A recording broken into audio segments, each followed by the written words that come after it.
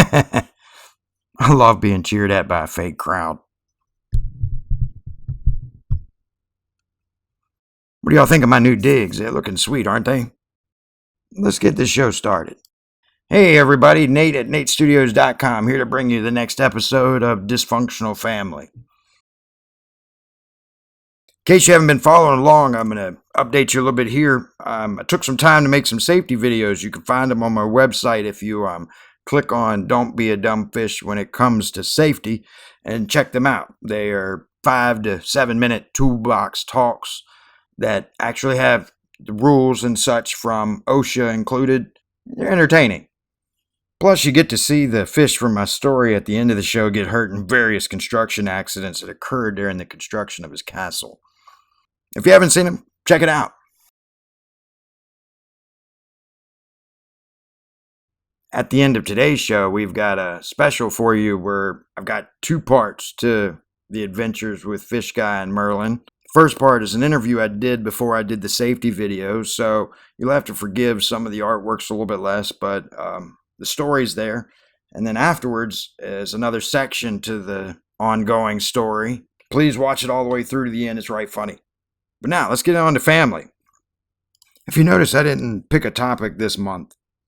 I just want to address the topic of being a family and staying together. That's probably the hardest part of being a family. People are on their own path, and since family lasts a lifetime, there's going to be times when that path separates or they collide. This is when families can become distant or even worse, against one another. I actually had grown distant from my family due to my path, the coronavirus, and passing of some of the strongest members of the family that held us together.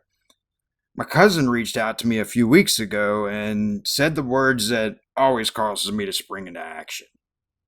She said she needed me. She was also putting together one of our family get-togethers, but her words lit a new spark in me. I've spoken to her a whole lot since then, and all it took was for her to take a few minutes to reach out. That bond was instantly strengthened. Of course, if I don't do my part in keeping that bond, it could just fade away, and I'm not going to let that happen. Right at the end of the pandemic, she lost both of her parents, and it happened so fast at a time when we were already forced to be distant. I wasn't able to make it to the celebration of their lives. She needed me and I wasn't there, and that hurt me more than even their loss did. I have a lot of faith that even though I'm not a religious man, that those 2 people are in a better place. They were literally my example of what Christians are supposed to be. They weren't the type to preach to you, make you feel judged, and didn't really speak a whole lot of it, but lived in that light and that example better than you could ever imagine. She liked to say Jack Donkey. That used to crack me up all the time. I wouldn't even say the word ass. So, very good people. So I know they're in a good place, but not having been there for my cousin, that was kind of tough. Her parents weren't there, and the only people she had was her family. I've always had strict rules of when someone needs me, I'm going to be there, especially if it's family or somebody I'm tightly tied to. I'm going to be there. I will get in trouble trying to get there. And I wasn't. And that really bothered me. And it sat heavily on me for some time. So it was really nice to have her reach out and bring us back closer together. And all it took was a simple message to bring that closeness back together. So if you've grown distant from one of your family members or something of that nature, please reach out and touch to them and talk to them. You'll hear me say that a lot. I am known as a communicator. Most people know what I'm thinking. I'm not afraid to say what I'm thinking, and I will tell the top to the bottom what I'm thinking. My bosses like it. You may not. I guess it depends on which end you are on the receiving. So I preach a lot about reaching out and talking to the people because communication fixes so much. A simple I'm sorry. Don't go reaching out to them and attack and think you're going to fix the bond that you used to have. You have to reach out in a pleasant way to say, hey, I forgive you for what's been done, or I hope you forgive me for what's been done, or any of those natures. Surrender yourself to them, and that bond it'll heal a whole lot better. Don't just leave it up to them. Time sometimes just gets away from people and they just don't get a chance, even if they mean to.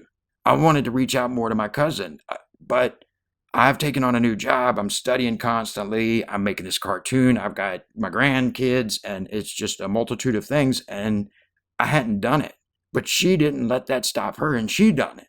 That's somebody's got to make that step. Make that step. Be that person. All right, well, that's my serious talk for this show. How about some fun talk? If you are like me, you're already suffering through all this heat and ready to find a way to cool off. It's gotten hot quick. We bought a water slide that's one of those with the big fan that blows up like those bounce houses, and it has two slides on it, and you hook up the water hose. It sprays down over the slides, and it's got two guns that you shoot each other with. It's even got a basketball hoop that the kids can play basketball. Really nice addition to our house. And I know not many people can afford something like that, but there's other options out there. My son found one of the greatest things of this summer, I think, and that's going to be reusable water balloons.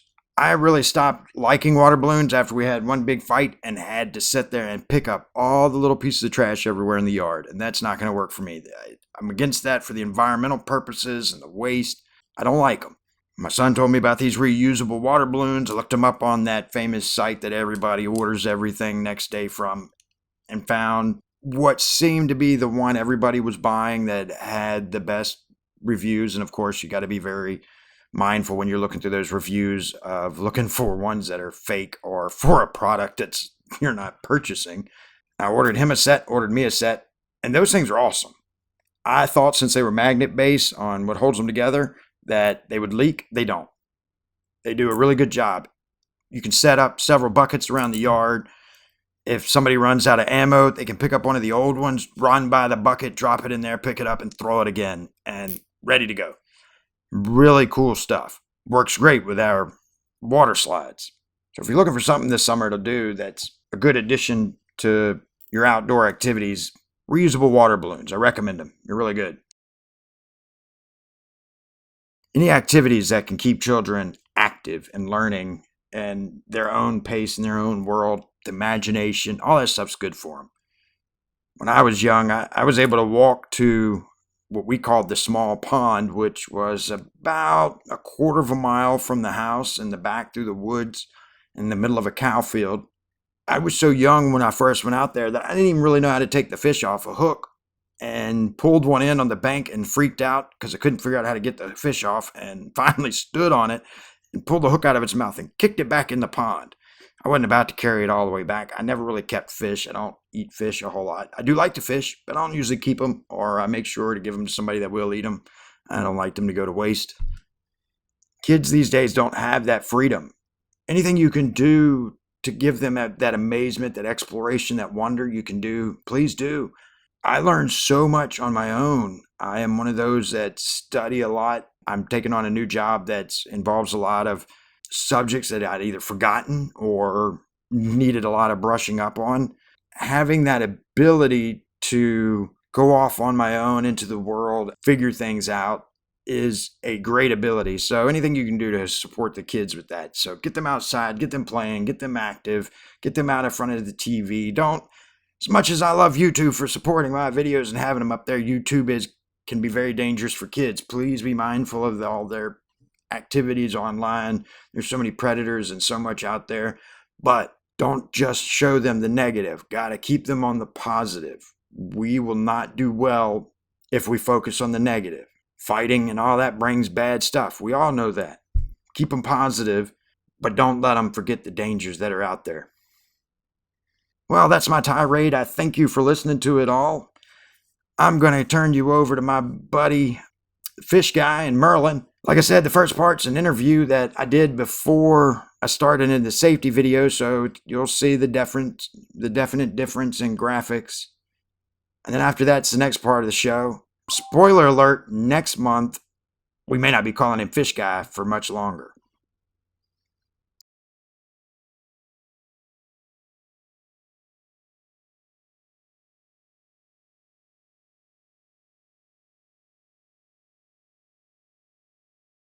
Hello, everyone, and welcome to my show, Dysfunctional Family, here at natestudios.com. Thank you to all those who watched the first episode, and I got a lot of good feedback from the fish at the end of the show. Kept that hidden for a while and thought it would be good to introduce them right away. I found a lot of the audio I made quite comical. Since everybody enjoyed it so much, I figured let's go set up a camera and meet the fish. So everybody, welcome to the show. Fish, what's your name? I don't have a name. You don't have a name? I was given a name by you humans that I'm not gonna go by. So you just want us to call you Fish Guy? You're lucky I'm willing to even talk to you. It's not like you can swim away. You just wait. So about the show, I didn't expect the fish to be the breakout star. The kids are supposed to be the stars of the show. Huh? What's that supposed to mean? Just call it predictive intuition. So with this new fame, do you have any plans to do with it? I only have one plan.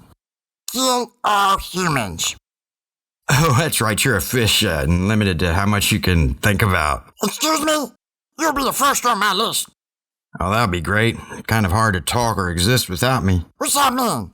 Never mind. I got a lot of enjoyment out of your co-star. Is Merlin around? This is my mission. You wouldn't know of him without me. I guess you're right, but I did like him. I mean, you know. Stop sneaking up on me. What? He asked for me. They don't want to see you. Hey, Merlin, I'm a big fan. You said something about magic. What kind of magic? I am a necromancer. You said you learned magic from The Gathering. Was that some sort of card game reference? Wait, you noticed that, but you didn't notice my Monty Python reference? That was what the sign on the door said. I listened to how they used mana to bring forth creatures for battle. Well, since you said you were magic, do we get to see your magic? Okay, no more talking to the horse with no legs. Was that supposed to be some sort of reference? I don't have time for this. I've got planning to do. Well, I guess we'll have to wait and see what's coming up next. Let's hear it for Fish Guy and Merlin, everybody. I see the castle is finally complete. Yeah, well, you were off doing that show about me and safety and showing me getting hurt. You choose to put cameras every way and agreed to do that interview. It doesn't matter. Give me a report, and I better hear some good news. The tunnels are complete with the shark guards in place. We dispatched the clownfish to find allies. The koi said they are well fed and worshipped in their homelands. We can't find anyone to make it to the far north. We've sent several groups through the swamps and into the rivers. The war turtles are considering join. We believe the ones sent in the swamps to have been eaten. What do you mean, eat?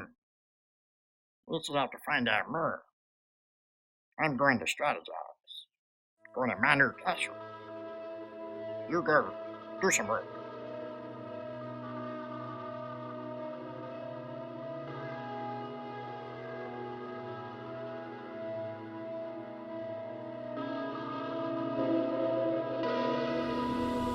Once we find more to join us, my army will be complete. 3 weeks later. Did you send out all those messages to the people? Yes, sir. We need to find a land creature willing to join our cause. What is this? How is a butterfly underwater?